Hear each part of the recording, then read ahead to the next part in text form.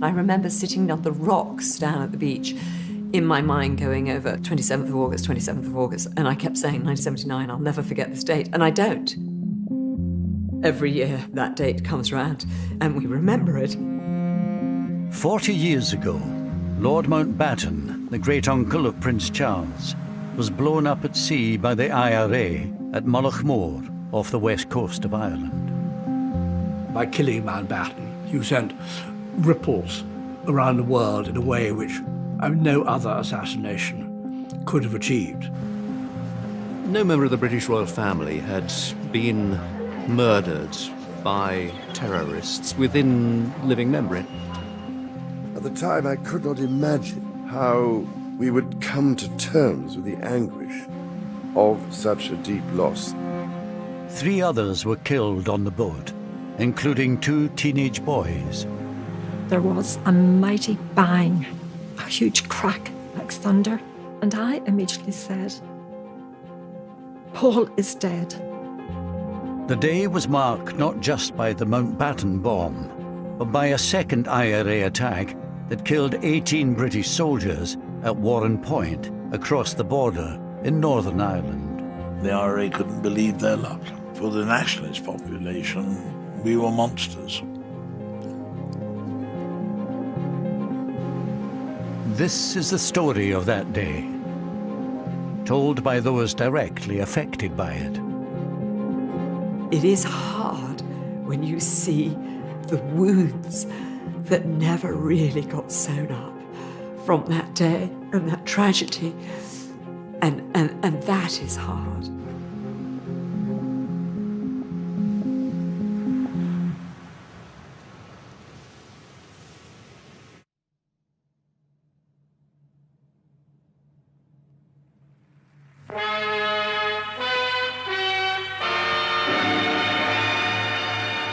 In a few minutes from now, I'll know whether or not we're going to succeed in telling the exciting story of a man whose courage and daring in the war and far-ranging influence in peace have significantly contributed to the shaping of this century's history.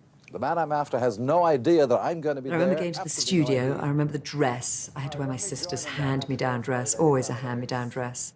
And my thanks to Lord Brabourne, John Barrett. We even had Princess Anne's underwear, I remember one year was handed all the way down to us. Admiral of the Fleet, the Earl Mountbatten of Burma, tonight this is your life. What do you mean? Inside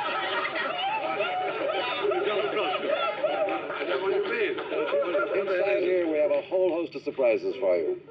Amazing that they managed to pull that off.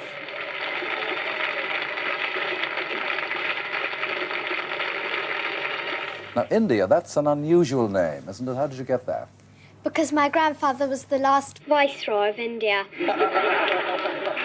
Because my grandfather was the last Viceroy of India. Of course, nowadays people say, what's a Viceroy? As Viceroy, he was the last colonial ruler of India.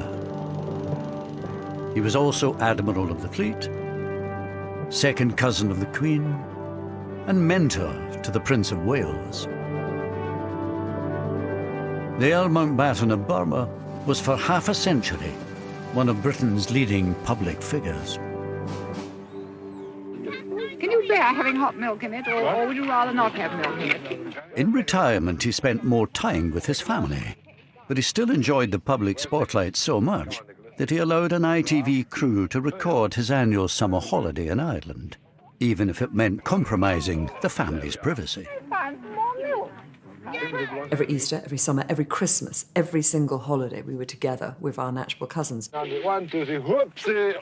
Classy-Born was always in the summer, a month in August. Yes, twins, where are the twins? For all of the fact that it was called Classy-Born Castle, essentially it wasn't. It was a Victorian mansion with some turret built onto the end of it. Lord Mountbatten inherited Classy-Born Castle from his wife, Lady Edwina, who died in 1960. There were so many wonderful traditions.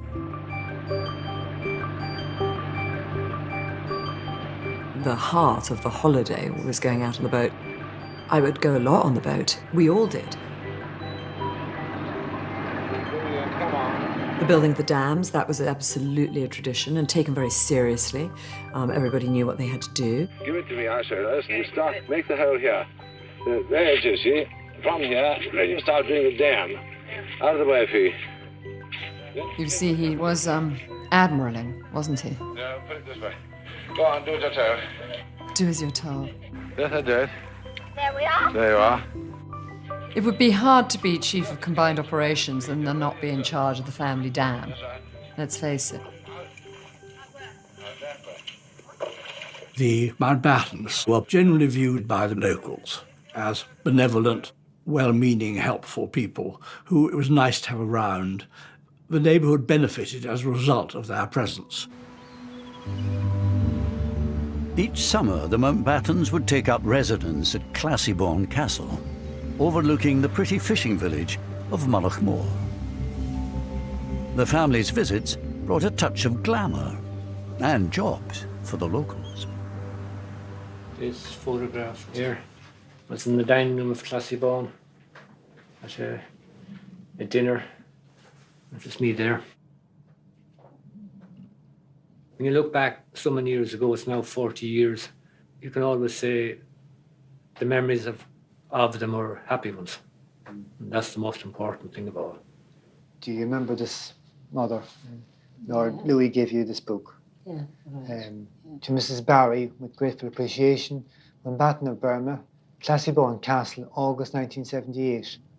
And it was Barbara Carson's book of useless information. So my mother treasures that very much. I think that's the last thing he gave to her.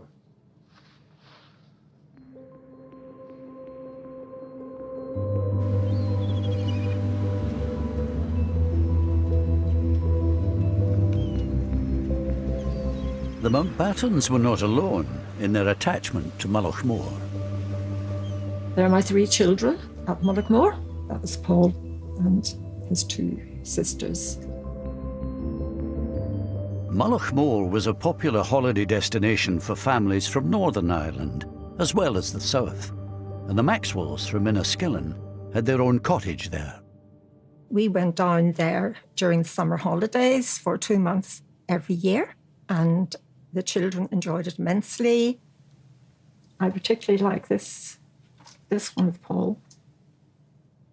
That summer, 15-year-old Paul Maxwell landed his dream job looking after Lord Mountbatten's boat, Shadow 5. I think they had a nice relationship. Paul would sometimes stay on the boat afterwards with Mountbatten and they would talk. And he told Paul about going into the Navy. And he said, you know, I went into the Navy when I was 12 years old. And I saw active service when I was 16. And Paul said to him, were you not frightened, my lord? And he said, yes, but you didn't show it. And you can see Classiebawn in the background there, in the distance. Classiebawn itself had been a fairly early example of what you might call sort of English colonisation. In a sense that quite clearly they were intruders. The Irish obviously presented Britain as such and wanted us out. The Mountbatten summer retreat was in County Sligo, in the Republic of Ireland. Mullaghmore was only 13 miles from the border with Northern Ireland, where in 1969 a bloody conflict broke out.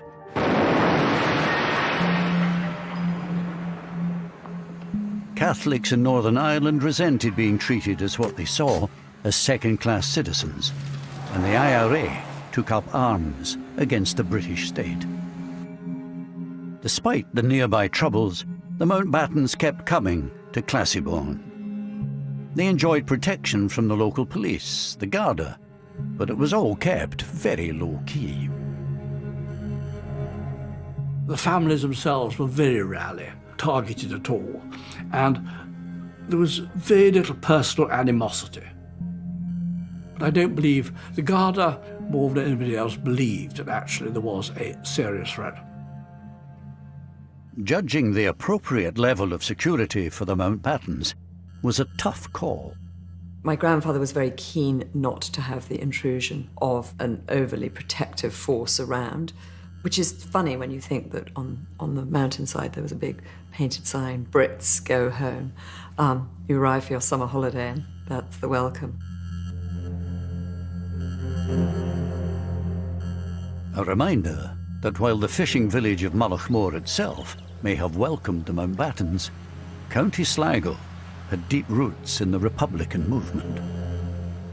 Mountbatten would have been seen by people in the area leadership as a cultural icon of the British establishment. Anthony McIntyre joined the IRA in Belfast in 1973. He wanted to get the Brits out and create a united Ireland. Although he later fell out with the IRA, he understood their mindset at the time.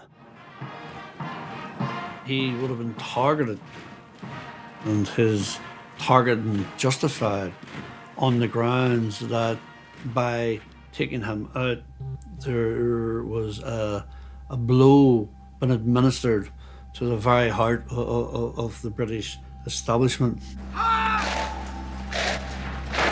It turns out that throughout the 1970s, Lord Mountbatten had been a potential target for the IRA. Kieran Conway had risen through the IRA's ranks to become its Director of Intelligence by 1975. He reveals for the first time that an attempt on Mountbatten's life had been actively considered 4 years before the successful assassination.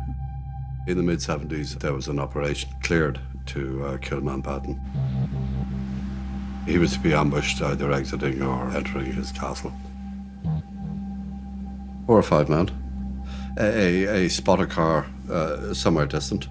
Then walkie-talkie communication between the people with the guns in the car to say he's on his way. You'd know roughly how long it was going to take.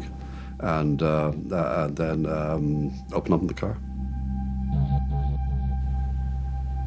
The mindset in 74, 75, the early 70s would have been operational, you know, like kill them without too much reflection. I think he would have been astonished if told that there were IRA members in Ireland who were interested in his existence, let alone wanted to murder him. The 1975 plot did not get the go-ahead from the IRA's Army Council, and Kieran Conway temporarily left the IRA later that year. But the military campaign against the British security forces did not let up. In Crossmaglen, it takes all the professional skills of the army to make it safe enough for the Royal Ulster Constabulary to walk around the town where they're charged with maintaining law and order. 2 of them have been gunned down here. By 1979, the British Army had been in Northern Ireland for 10 years. Around 30,000 troops were lined up against an estimated 500 IRA volunteers. Yet 324 soldiers had already been killed. And things were particularly dangerous in South Armagh, which runs along the Irish border. Bombings and shooting. South Armagh had a fairly notorious reputation as being dangerous. More dangerous, perhaps, than any other battalion area. Of course, South Armagh adjoins the Republic, so life on the border was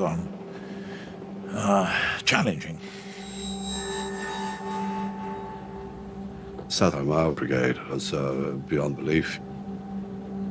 Just its ability, their operational efficiency, they were visibly beating the British.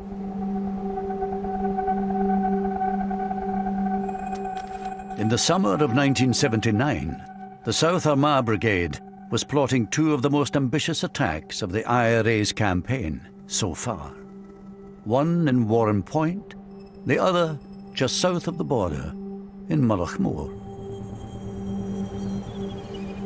There, during the night of the 26th of August, the IRA planted a remote-controlled 50-pound bomb on Lord Mountbatten's boat, Shadow 5, sitting unguarded in the harbour.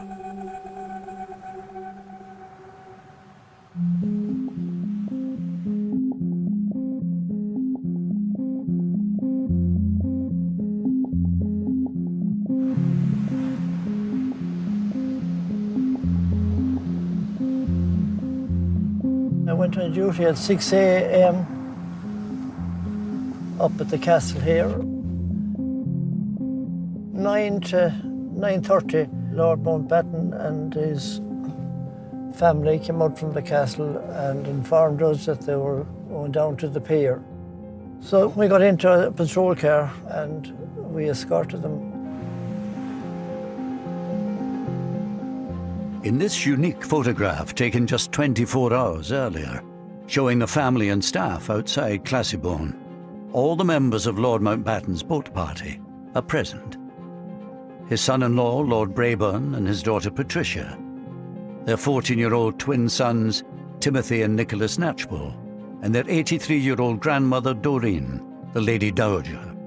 The only non-family member on board was the 15-year-old Northern Irish boat boy, Paul Maxwell.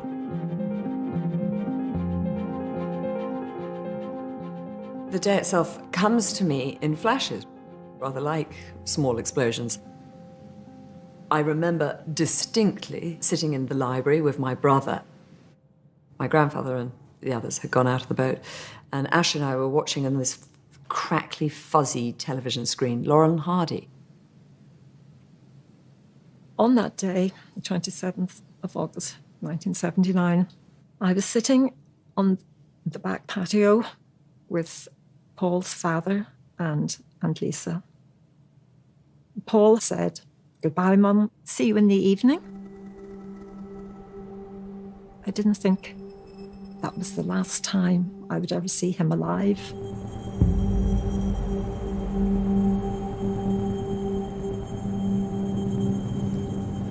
Beautiful morning it was, sun was shining. They left Mullaghmore Pier and travelled out to where they had some lobster pots.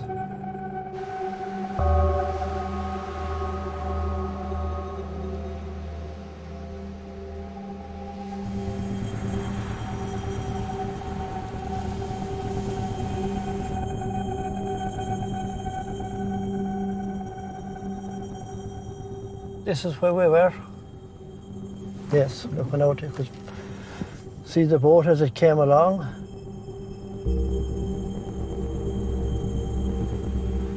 Dennis Devlin was a 15-year-old whose family came to Mullaghmore every summer.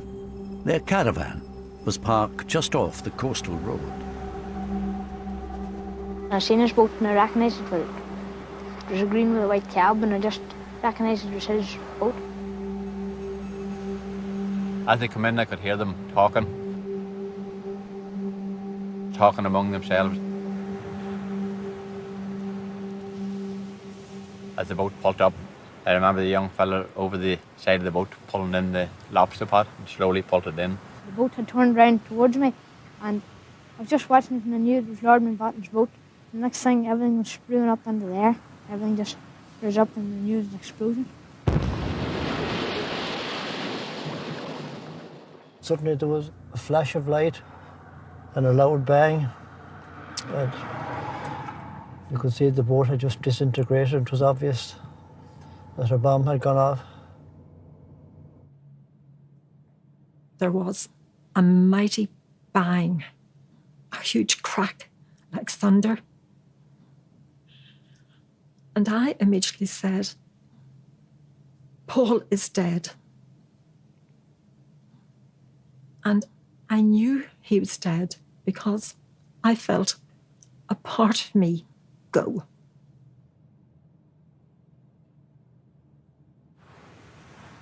My brother, sister, and I were taken into the study, and before anything, we were asked to take these pills with a glass of water. I'd never taken a pill in my life before.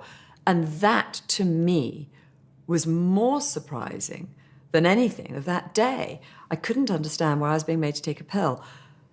Again, I think it's so reflective of the era that they were in 1970s, that someone would have had Valium on them, for God's sakes, and said, let's give it to the children. I mean, dear God, would you give an 11-year-old a Valium? I, for some reason, left the castle and ran down to the beach, which wasn't helpful at all, and incredibly inconsiderate of me now I look back. I remember sitting on the rocks down at the beach, in my mind going over 27th of August, and I kept saying 1979, I'll never forget this date, and I don't. every year that date comes round, and we remember it. And it was just such an incredibly beautiful day. And on the rocks, this incredible view. And yet, destruction. I'm so sorry, I don't normally get upset.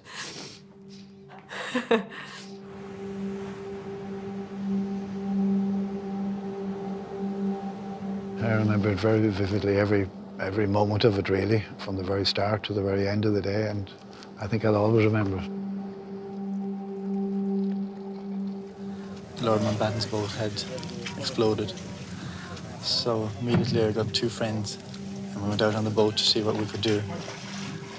And we arrived there, and those other boats that were in the near vicinity, they were already lifting the survivors. And at what point did you realise that Mountbatten himself had been killed? I think when we actually took him from the boat that he'd been brought ashore in and brought him to the ambulance, that's the first that I realised that he had actually been one of the fatalities. He was one of the first who was actually taken ashore.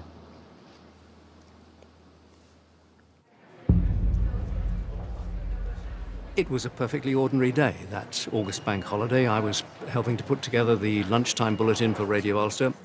Nicholas Witchell was a trainee reporter at the time in the BBC newsroom in Belfast. We received a tip-off from somebody we knew suggesting that there had been an explosion reported at Mullaghmore in the Republic of Ireland. I do remember forming the words on my pad, Mountbatten dead. By now, all but one of the bodies of the boat party had been recovered. Lord Mountbatten and Paul Maxwell had been killed instantly. The 83-year-old dowager fatally injured.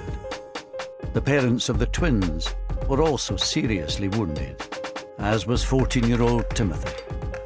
His twin brother Nicholas was still missing.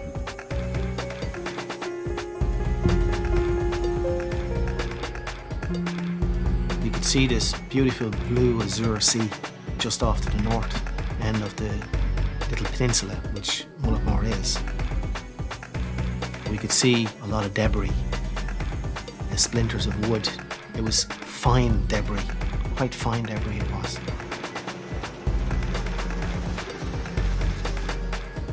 I was winched from the rescue helicopter. I was placed into the water beside what looked like the bubble of an anorak. I placed my hand and pulled it, and it didn't yield very easily, and I pulled it a second time, and it was then the head come up with the jacket as I pulled, and I realised it was a child. Imagine what those thick Aran sweaters must have felt like, clogged with oil and water, being lifted out of the ocean. And how long had Nick been floating in the water? It was the first child that I handled in death. It came as a terrible shock to me, I can tell you, but I'm in rescue mode. I need to get him out of that water. I need to give him over to his family. 14-year-old Nicholas Knatchbull's body was returned to Mullaghmore Harbour. It's the last photograph we have of Paul. That's Paul. And that is Nicky and Timmy. So one boy survived and the other 2 were killed. He survived because he was up on the roof. Mountbatten was in the middle between Paul and Nicky. And so they got full blast.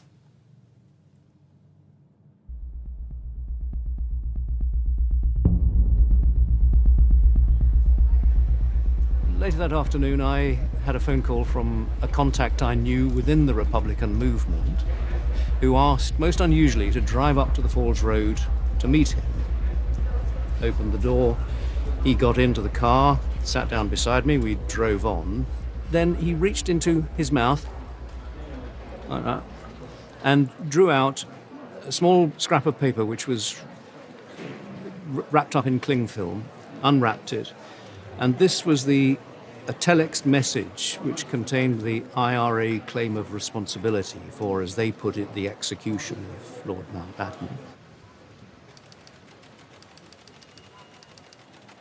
The choice of the word execution is very deliberate. It is an attempt to imply that there was some kind of a justification. Execution implies a judicial process, clearly, absolutely inappropriate. By killing Mountbatten, you sent ripples around the world in a way which probably no other assassination could have achieved. While people were still reeling from the news that a member of the royal family had been killed at Mullaghmore, the IRA's operations that day were not yet over. Now the British Army was in their sights. Later that afternoon, over 100 miles away, members from another South Armagh unit were lying in wait by the Newry River on the southern side of the Irish border. They were hoping to blow up a British Army convoy travelling along the road from Warren Point across the river in Northern Ireland by detonating 2 radio-controlled bombs that they'd planted earlier. One, a 700-pound device hidden in a lorry piled high with straw, was parked in a lay-by. The other, 1,000 pounds worth of explosive, hidden in a nearby gate lodge.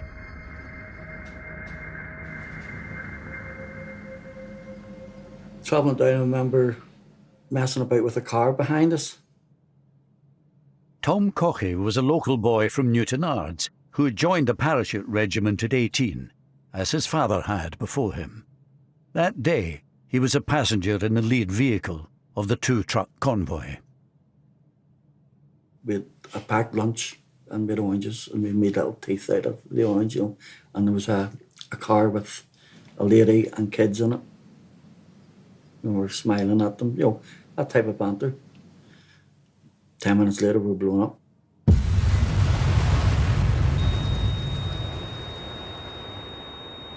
Not a bang, just a rumble.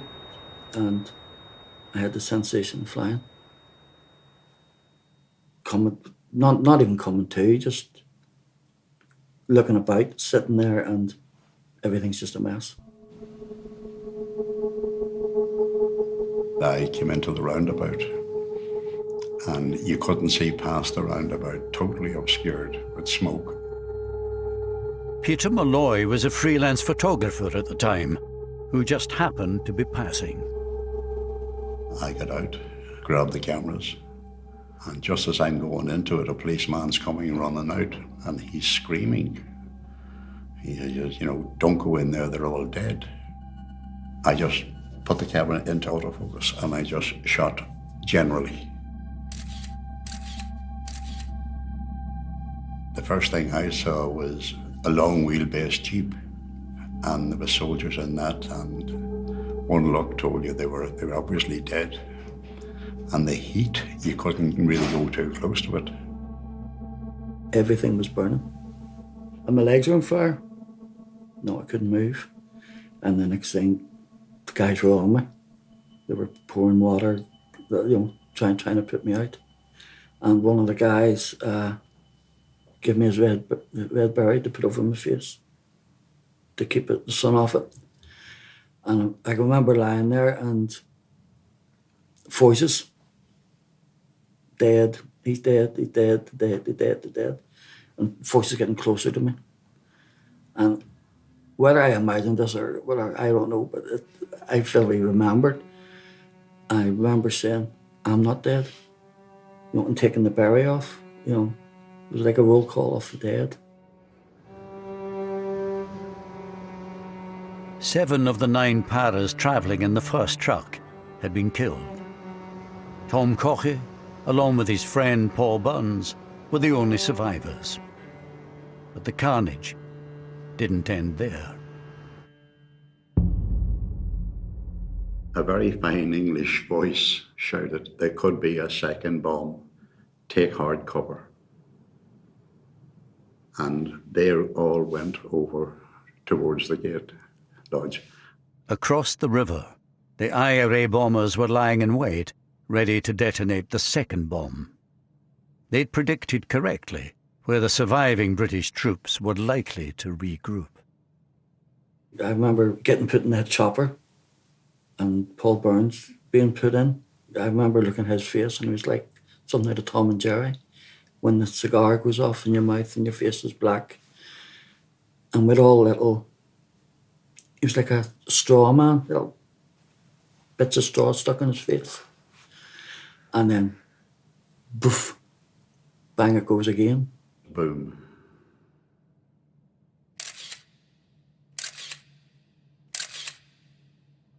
I was thrown back and I got up again and it was over. Basically, it was over.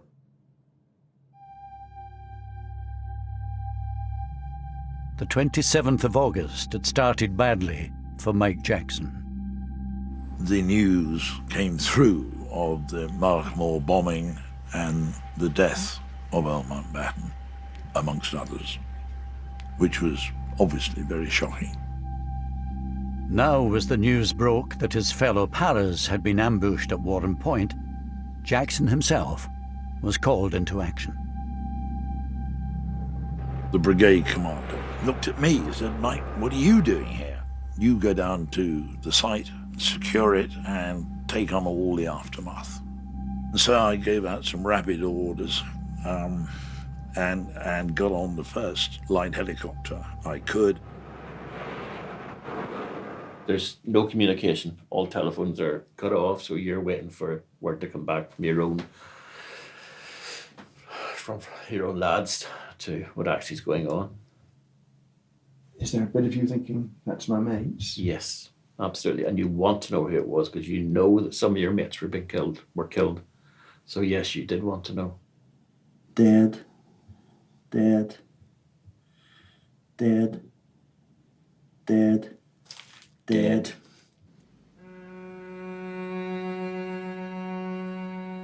A further 11 British soldiers had been killed in the second explosion.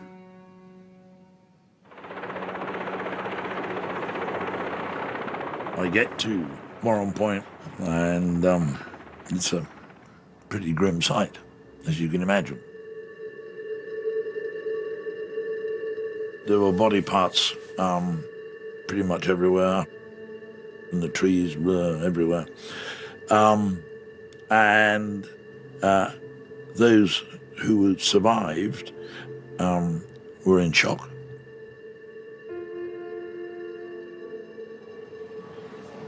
It was absolutely obvious, right from the earliest point, that this was a death toll on an exceptional scale. It transpired, of course, that 18 soldiers had lost their lives, the greatest single loss of life that the British Army had suffered in Northern Ireland.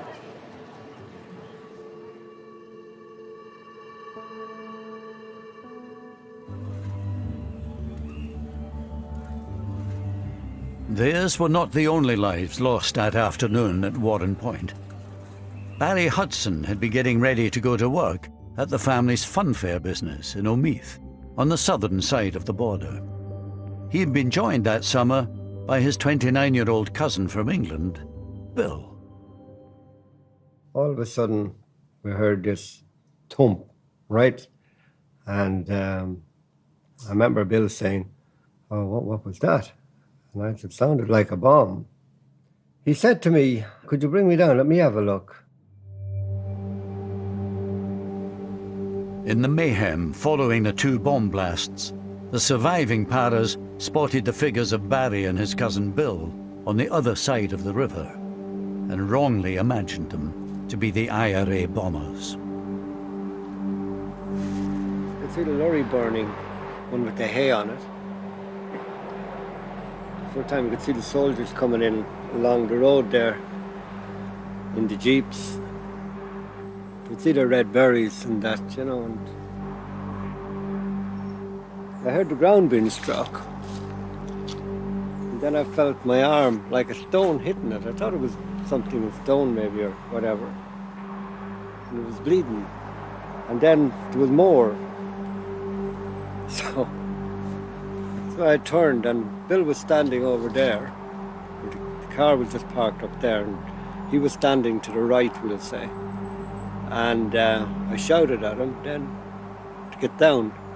And then you could hear more guns and branches cracking and that. So I ran like hell. And zigzagged up that lane. Seen it in war film. I always thought it was a load of baloney, really, because you couldn't escape that. But I did. Then it all stopped. Dead quiet.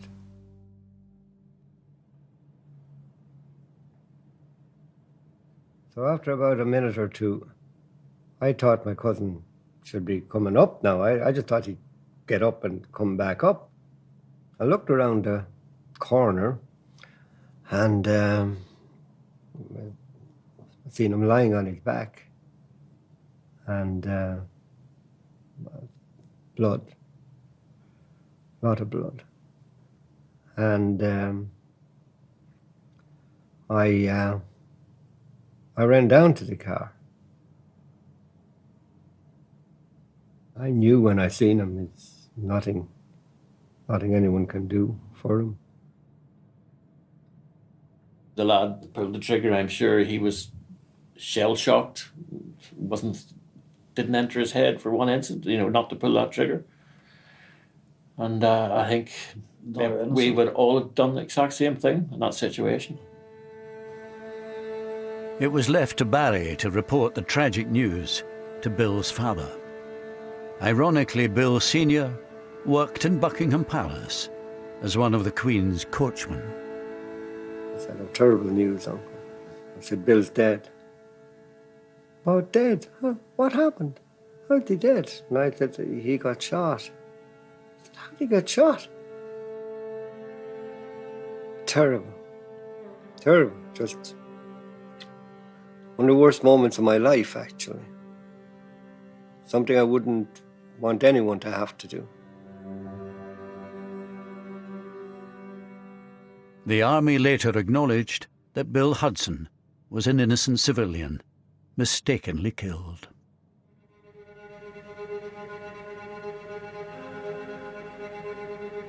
This multiple killing, the worst the security forces have ever suffered in Northern Ireland, coming as it does after the Mountbatten tragedy, must serve to only further heighten tensions in Northern Ireland. Word quickly spread of how meticulously planned the IRA operation at Warren Point had been. Anthony McIntyre was an IRA volunteer locked up at the Maze prison at the time. I thought it was impressive. I thought it was ingenious, because not only did they detonate the first device, they had to wait until the British Army backup arrived and positioned itself behind the gate post and then detonate the second one. So it took nerves of steel for the volunteers to sit there and do that. It was absolutely militarily fantastic. Brilliant. I don't want to say the word fantastic, but, But the big bonus that they had, that they didn't normally have, was they were in a different country. They had no need to run away. Yeah, they were in the south. They were in the south. And that's why they could take their time. You take advantage when you can, and they did.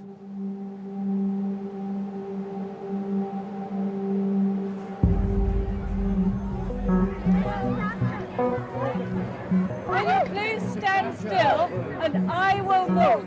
The attacks on Lord Mountbatten and the British soldiers made a deep impression on Mrs. Thatcher, who had been Prime Minister for only 4 months.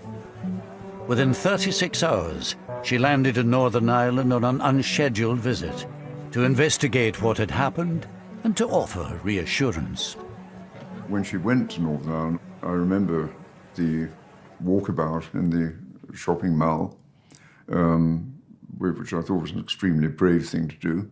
Not because there was much risk of being shot in that environment, but simply because there would be a lot of people in the shopping mall who didn't like her very much. Mrs. Thatcher, we want the freedom of our country, and you're so good. She was a very feminine person. And it's like the world of hell. Yes, basically. She was profoundly moved. She didn't blub, but tears came to her eyes. Well, it could have been a lot worse. She only very rarely wept, to my knowledge anyway. And when she did, there was good reason for it. She's not everybody's cup of tea, I know that, but she was able to relate, and they to her, to the soldiers. Baudelaire, very doughty lady.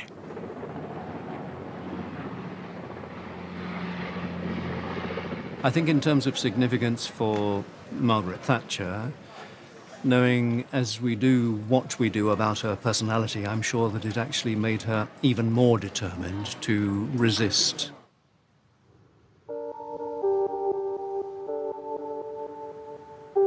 Mrs. Thatcher's flying visit did not extend to the scene of the Mountbatten bombing over the border in the Republic of Ireland. Here too, the events of that day had made a huge impact.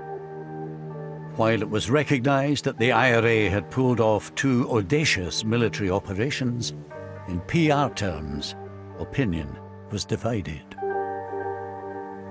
Almost everybody spoke with regret and shame about what had happened to Mountbatten.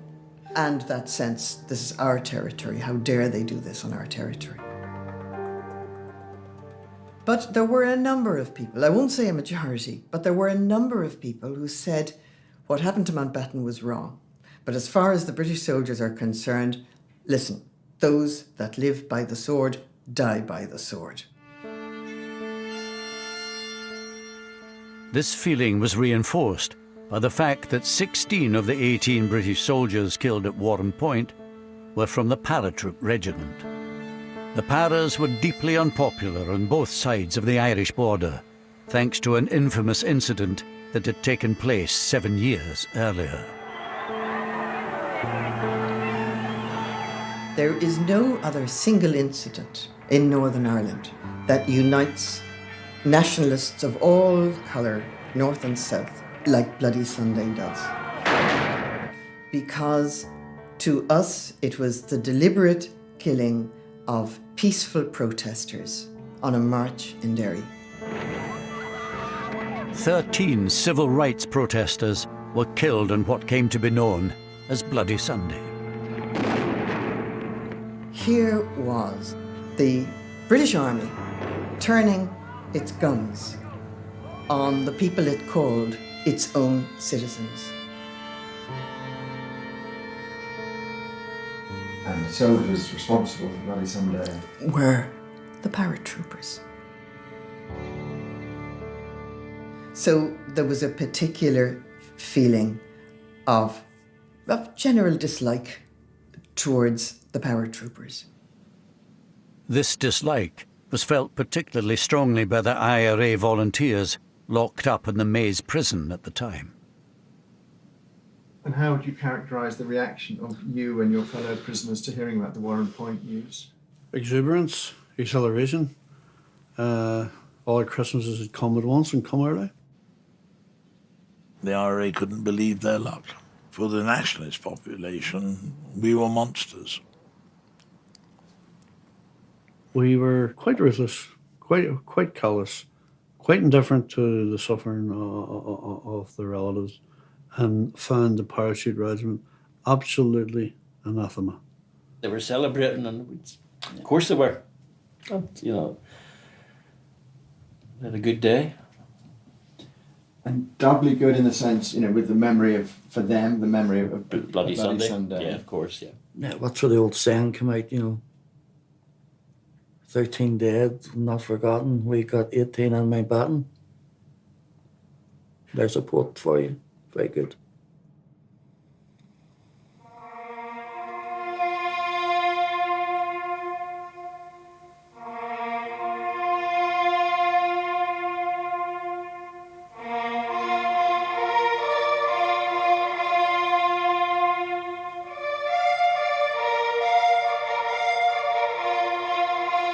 That funeral was extraordinary.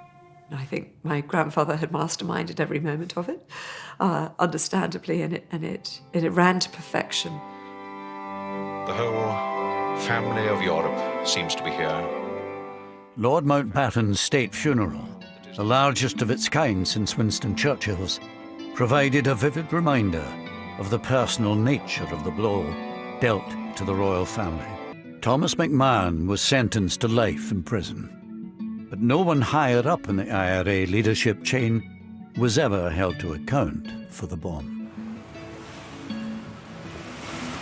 Somebody knew children get on that bomb. Not necessarily the guys who put the bomb on or the guys who made the bomb, but the people who planned it certainly knew about the children. And if they knew about the children and were quite prepared to go ahead and to sacrifice their lives in order to get Mountbatten, then it's a war crime. Although Anthony McIntyre has since fallen out with the IRA, back in 1979, he was still very much an insider. Given the political sensitivity around Mountbatten and the fallout that the IRA leadership, the political thinking people in the IRA leadership would have anticipated, I would imagine that was a decision taken at the most senior levels. Kieran Conway, who temporarily left the IRA in 1976, is in no doubt as to who was in charge at the time of Mountbatten's assassination. I've absolutely no difficulty in saying that in 1981 when I rejoined, and I wouldn't have said that until Martin died, that McGuinness was Chief of Staff. And your clear understanding was that he had been since 78? Yeah. Ultimately, as Chief of Staff, it would be McGuinness's responsibility, that operation. Yeah, that's right, yeah. Oh, that's the way it works. I mean, if you're the boss, you're the boss. You take responsibility for whatever goes on.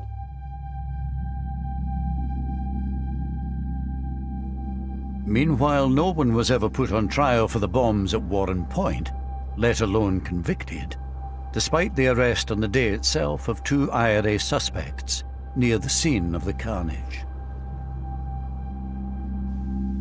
Well, of course it's frustrating. The offence is one of murder, mass murder. And it is a source of great regret that nobody was brought to account for it.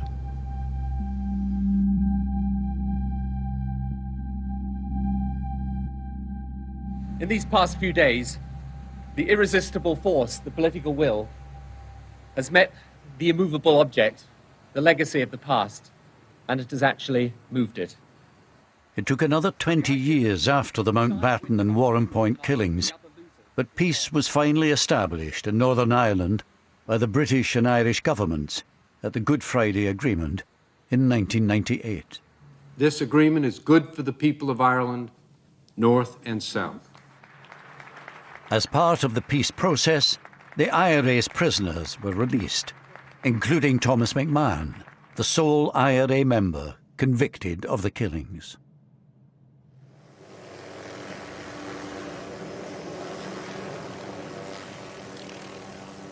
The idea of reconciliation has lain at the heart of the peace process. And there we get a first glimpse of the Queen. In 2012, the Queen came face to face with the man said to have been ultimately responsible for the assassination of her second cousin. You really did have to just pinch yourself and think, can this actually be happening? That the head of state of the United Kingdom and the man who, without doubt, was one of the leaders of the military, the offensive side of the Republican movement, who may well have had a hand in planning Mullaghmore or certainly signing off on it, that they were standing together was remarkable. The symbolic strength of that shaking of hands was enormous. It was one of the most powerful things that she could do. And she did it even though personally it may have cost her something. But it was terribly important that that was done. Only she could do it, and she did it. She's a more admirable person in the transaction, I think, you know.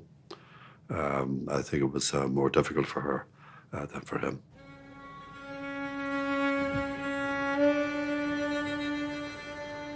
Like mother, like son. 3 years later, the Prince of Wales made his own gesture of reconciliation. The events of 1979 had come as a double blow to him. He was Colonel-in-Chief of the Parachute Regiment, which had lost 16 of the 18 soldiers killed at Warren Point. And at Mullaghmore, he'd also lost a mentor who meant so much to him. At the time, I could not imagine how we would come to terms with the anguish of such a deep loss, since for me, Lord Mountbatten represented the grandfather I never had.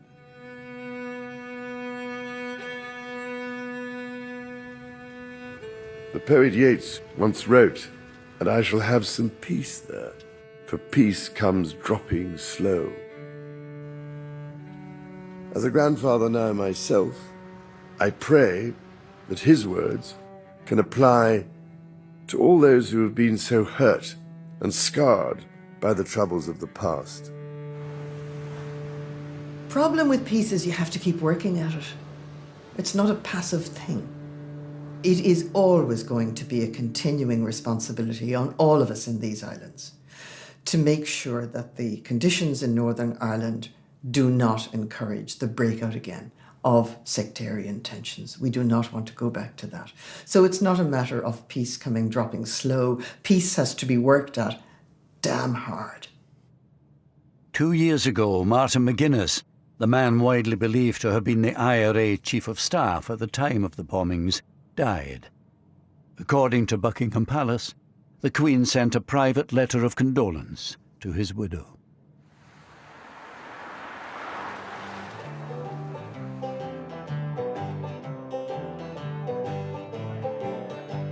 Today, for the most part, normal life has returned on both sides of the Irish border. But the sense of shame in the village of Mullaghmore lives on, especially among those who'd had close ties to the Mountbattens. There was a terrible sense of shock in this village and disbelief. And there was a dark cloud over the area, over the village for years after. People didn't talk about it. They did in their own houses, hushed, talked about it, but not out in the open. People felt so bad about what had happened and embarrassed about it. As with the town, so with the individuals themselves. They too are still struggling to come to terms with the tragic events of 40 years ago. I never took another picture since. It's 40 years ago. Why did you never take another photograph? I just couldn't face it. I was literally shaking.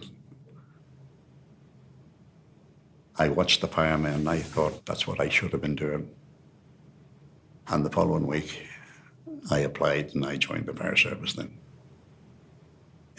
Loved it. Loved it. I see that young boy's face over and over, and it doesn't go away, and it doesn't get any more blurred as it did from 1979 to today, because I can still see it. I'm okay with all that because I brought that kid home.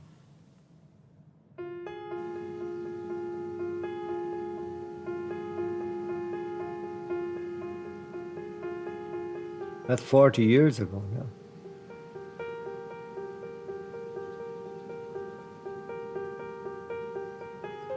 It hasn't been one day, I'm sure, that it hasn't crossed my mind.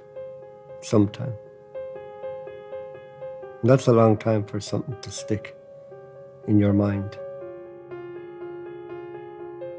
Didn't feel lucky at the time. Didn't feel lucky for 10 years after. I wanted to be with them. Why did I survive? It was like a day that would never end. And then went on to weeks that would never end and years where grieving would never end.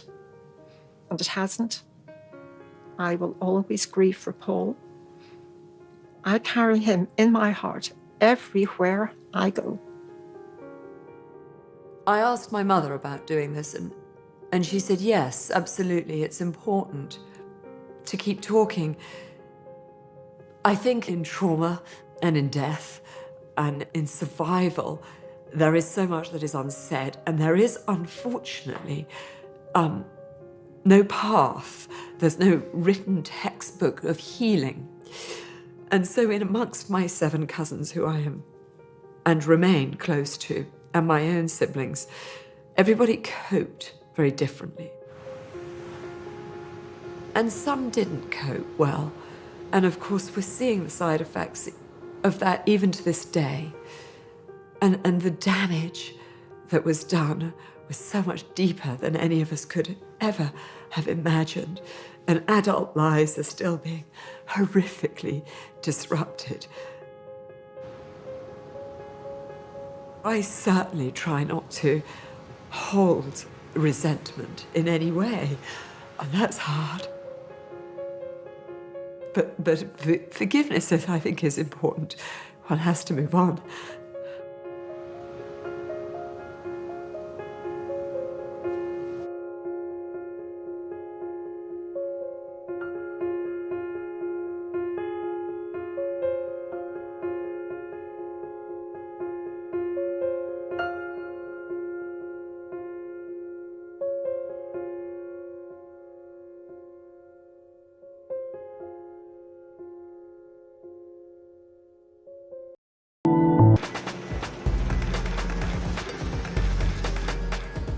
I was winched from the rescue helicopter. I was placed into the water beside what looked like the bubble of an anorak. I placed my hand and pulled it, and it didn't yield very easily, and I pulled it a second time, and it was then the head come up with the jacket as I pulled, and I realised it was a child.